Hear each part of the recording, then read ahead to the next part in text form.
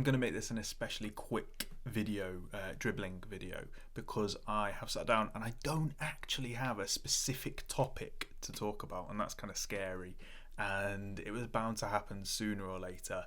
Sometimes the days are just so full that if you're making videos daily, either haven't paid enough attention today or have been too immersed in the things that have been going on, like getting my little my 8-month-old and putting him in a big chunky coat and putting him in the snow in the park because it's been snowing. Sometimes life is so full that you don't necessarily have time to stop and reflect in the daytime. That might be a little bit of an excuse, but I've been very busy and I've enjoyed my day, so I don't regret sitting down here with little to say. I'm sure there would be a lot if I had more time to think about it. One thing I have done is I've done a very silly almost bezel around the video here, just because I thought it'd be fun to play with and see what it looks like. Maybe it might become a stylistic trademark of mine going forward. This is actually the 26th, I think it's the 26th edition of Dribbling. That's 26 days in a row of filming, and there's been a little one day here or there around the past couple of days where I've switched my filming schedule so that I film and then it goes out the next day, just because I want to play with the times that the videos come out, but that's not really too relevant to you. So yeah, 26 days in a row of filming. I mean, that is impressive. If someone else had done that, I'd be impressed by them. Because it's me, I'm a little bit more hard on myself, and I'm like, yeah, but they haven't been that great and whatnot. But no, I've got to try and somehow absorb the credit that I would give someone else for that. And I want to keep going. I was talking to my little brother the other day about a project that I did in the past where I drew a postcard every day for like a long time, and it wasn't daily all the time, but I ended up with, I've probably got about 186 postcards. It's a very specific number. Maybe I've counted at some point. That number came very quickly to my mind, so I must have counted at some point, and it was around that amount. I have a load of these postcards that I drew, and I'm not the best drawer in the world.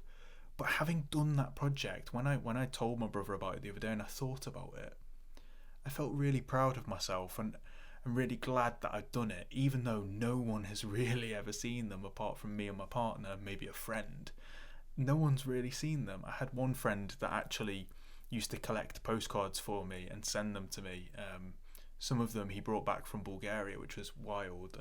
And yeah, I'm actually gonna start up that project again. I don't know where I'm gonna fit the find the time to do it, but I do really want to do it because it was a very enriching experience. But yeah, back to Dribbling, 26 episodes, and it's like with scrolling, I'm talking like 40. Sorry, it's like probably about 40 videos in the past 2 months, I think, or something like that. No, that might be a bit unreasonable because I started scrolling before Christmas, but at least 30 plus videos in that short amount of time after going a long time without doing it. It's been a very, very beneficial thing for me to do. It's changed me already. That sounds a bit soft, but it has. I do feel like I'm better at talking, especially on camera, and I do feel like I'm better at articulating myself in general. I feel way more confident of myself. I feel way more in touch with my creative side once again after a very, very, very long dry patch, and if I'm being completely honest, a bit of depression.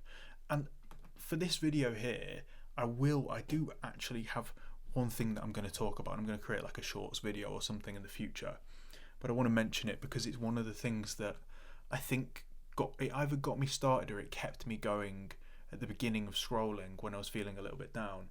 And it's this guy Brad Rushing, who is a cinematographer. He's not a super famous cinematographer, but he's made some successful films, and he's been going for a long time. It's his job. He's a professional, so his words are of value. And he said, there was a time in my career early on in the 90s where I was so frustrated and so down and didn't believe in myself, and I just had this revelation. I was just like, you know what? I've set a goal.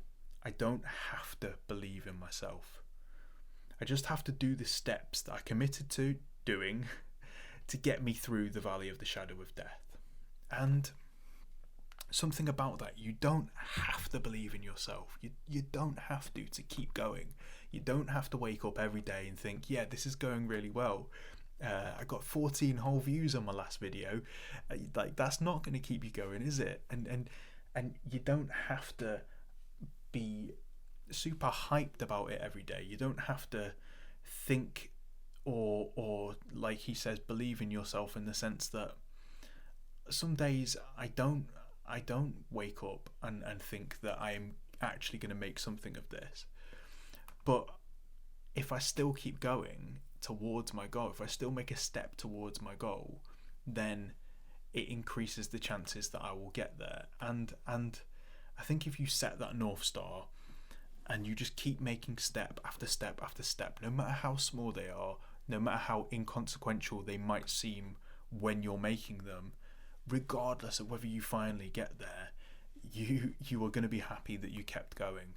And I think I've heard it talked about before, this idea of it's good to set a goal that you'll never reach, because it just gives you something to aim for in life regardless. And especially if it's a goal that you'll never reach, then you can keep striving for it. Maybe that is not a happy way to live your life, but I personally think it is. If you have a purpose and you strive towards it, even if you never fully get to exactly what you want, just having aimed at something and tried really hard to get to something, you will experience many positive things on the way, and I'm pretty sure you'll be glad that you made the journey. I think I will leave it there today, and I will show you quickly. I talked about this in my other video. That's the Usagi Yojimbo bit that I cut out and put on my wall. The idea is that I'll have like one. Can't even do it. Where am I? One finger at a time, Jack. There we go. One there, and one there. So I'll have 4 going across.